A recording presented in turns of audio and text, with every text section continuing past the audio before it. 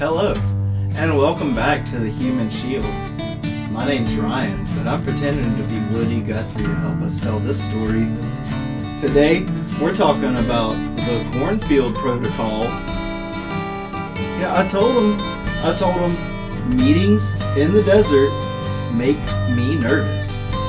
Why does Sweaty Leon want to meet so bad? Why can't you tell me what you want to meet about? You know, he sent me a text. He said he wanted a meeting.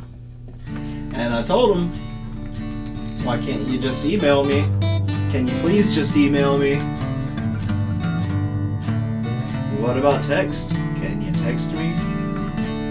How about a phone call? Can you call me?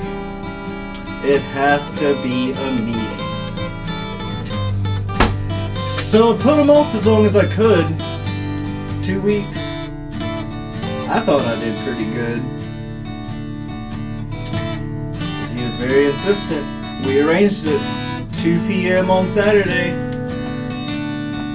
Well, 2 p.m. on Saturday comes and goes, and I'm on the other side of town working on my rap career, trying to get that off the ground. And Leon starts blowing up my phone. Where are you? Are you still coming in? We're ready for you. So I hit him back. I said, Leon, bro, my bad. Last time you wanted to meet, you told me to be up there at 5. And you didn't come strolling in till almost 7. So I thought we were doing that again. You know, I was just going to show up there about 7 o'clock tonight and see if you had made it in yet.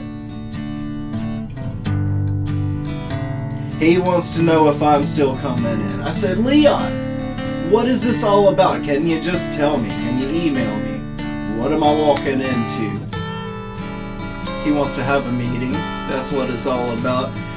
So I told him, I sent him back, I sent him a clip from Casino of the End of Nicky Santoro. They whacked him. They buried him in a cornfield. They lured him into the desert for a meeting. That's how they do this stuff, okay? I was working at the casino. The movie Casino's all about it. Okay? And I sent him that clip, and I told him, this is what you look like you're trying to do to me, Leon. What do you want from me, buddy? A year goes by, and then I see him in the bathroom across town.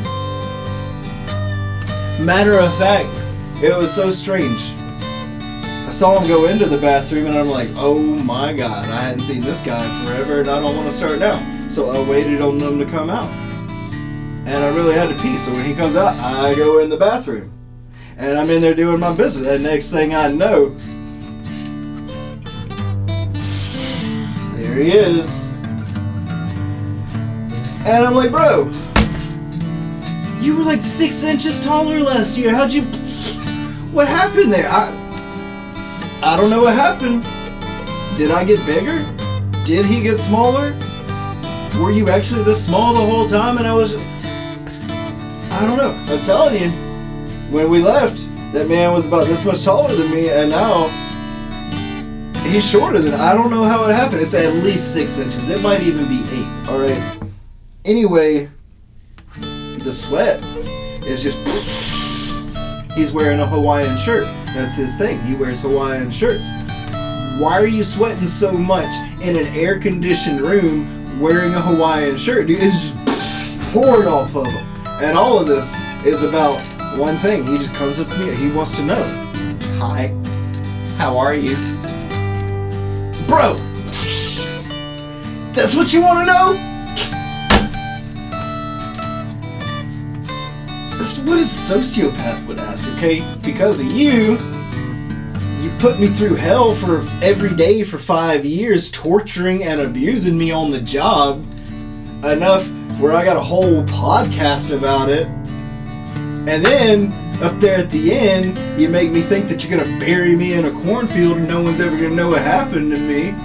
And you know what? That's pretty much what you did, Leon. Because every once in a while I see someone and they say, bro, you still work up there at TCH? No. They took me out back and they buried me in a cornfield for knowing all this stuff that I'm telling you now. So how are you? Well, what I'm going to tell you is I'm broke and unemployed and I can't get a job because of you, Leon, and I blame you. This has been the Human Shield. Thank you and good night.